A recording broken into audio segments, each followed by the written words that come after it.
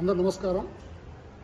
ఆపదలో ఆదుకునే వ్యక్తి, ప్రజల కోసం అహర్నిశలు ప్రజాక్షేత్రంలో పోరాటాలు చేసి ఆంధ్రప్రదేశ్ రాష్ట్ర ఉప ముఖ్యమంత్రి అయి ఆంధ్రప్రదేశ్ మొదటి పదంలో ఉండాలనే ఉద్దేశంతో ఆయన నిరంతరము దాదాపు ఒక రోజుకి 18 గంటల పాటు ప్రజలు సుఖ సంతోషాలు ఉండాలని, ఆంధ్రప్రదేశ్ అభివృద్ధి చెందాలని ఆయన తన దేహానికి కూడా పెద్దగా రెస్ట్ ఇవ్వకుండా దాదాపు 18 గంటల పాటు పని చేస్తుండడంతో ఆ పనిలో భాగంగానే శనివారం నాపొద్దు ఆంధ్రప్రదేశ్ డెవలప్మెంట్స్ గురించి, రోడ్స్ గురించి ఆయన అధికారులతో అంతా కూడా సమీక్షా సమావేశంలో కొంచెం అస్వస్థ గురి కావడం మీకు అందరికీ తెలిసిన విషయమే.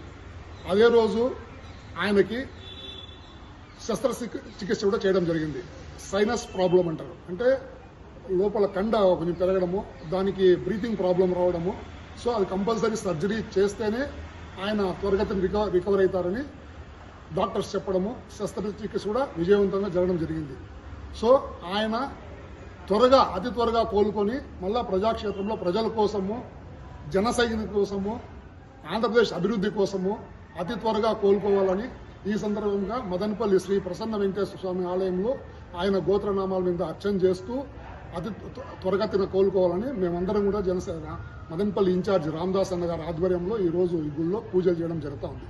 అలాగే ముఖ్యమంత్రి వర్యులు శ్రీ నారా చంద్రబాబు నాయుడు గారికి 76 సంవత్సరాలు పుట్టిన రోజు సందర్భంగా ఆయన కూడా జనసేన పార్టీ తరఫున మా అందరి తరఫున శుభాకాంక్షలు తెలుపుతూ అట్టా ఆంధ్రప్రదేశ్ ముఖ్యమంత్రి వర్యులకి, డిప్యూటీ సీఎం గారికి కూడా ఆ భగవంతుని ఆశీస్సులు ఎప్పుడూ ఉండాలని, వాళ్ళ ఆశీస్సులతో ప్రజలకి ఇంకా మంచి సేవలు చేయాలని, వాళ్ళకి 100%